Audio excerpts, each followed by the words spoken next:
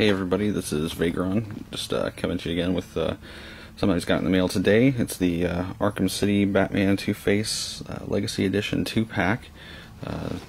Just got released earlier this week. I got a notification it was coming to me from a Big Bad Toy Store. This 2-pack cost me, after shipping, a little over $40, I believe. But I want to kind of show you just a little bit here about the package and everything. It's pretty cool packaging, very unique. It's got the two figures in there. They're put in there pretty tightly. Kind of show you the back here. Details their stories for the new Arkham City game coming out, and it's pretty cool.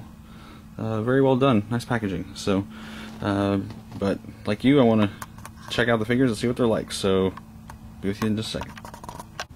Okay, first we're going to look at the Batman figure here. As you can see, it's got a pretty cool design to it. From what I understand, this is unique to the Arkham figures, so this is a new sculpt. This is not a reuse of the original Batman Arkham Asylum sculpt. He's got tons of articulation here. He's got, of course, pivot here in the chest. He's got his waist does not turn, so that's solid. But like the DC Classics, the legs do spread out and turn, and got some pretty good movement on there. The cape is kind of a soft plastic, and the head is actually a ball joint, but it doesn't really tilt very much, but it does turn. He was a little loose when I pulled him out of the package. He wasn't quite the size I thought he might be, but and hopefully you can get him into some cool poses with the articulation, but his arms don't go all the way down. It's about as far in as they go, so you have to kind of, put him in some action poses to get probably the best out of him. But overall, not a bad Batman. Probably use him in the forefront of my collection. Actually, I think it looks pretty good. So I'll have to show you the Two-Face next. So, and this is the Two-Face. Two-Face is my favorite Batman villain, so I do like a chance to review these particular figures.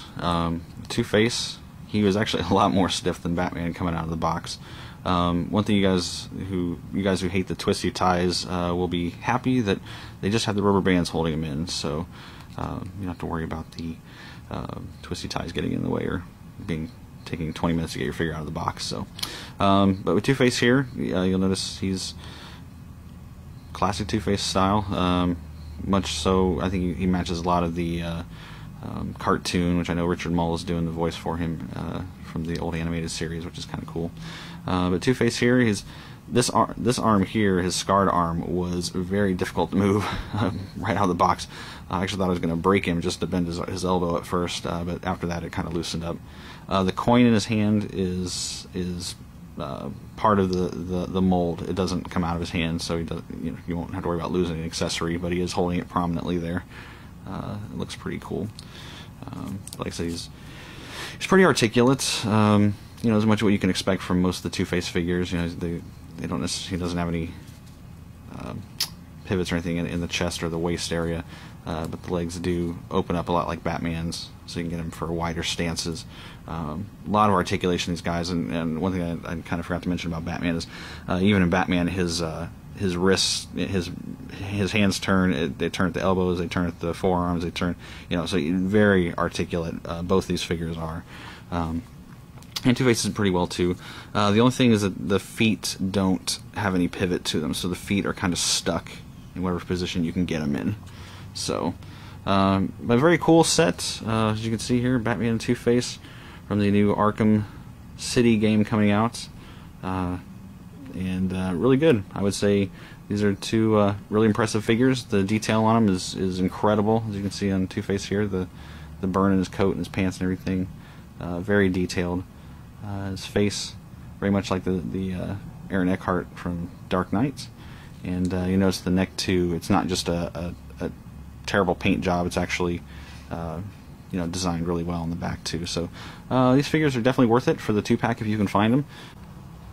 So just to kind of show you guys real quick, Two-Face kind of posed a little bit here in my collection here next to the Aaron Eckhart 13-inch Hot Toys figure.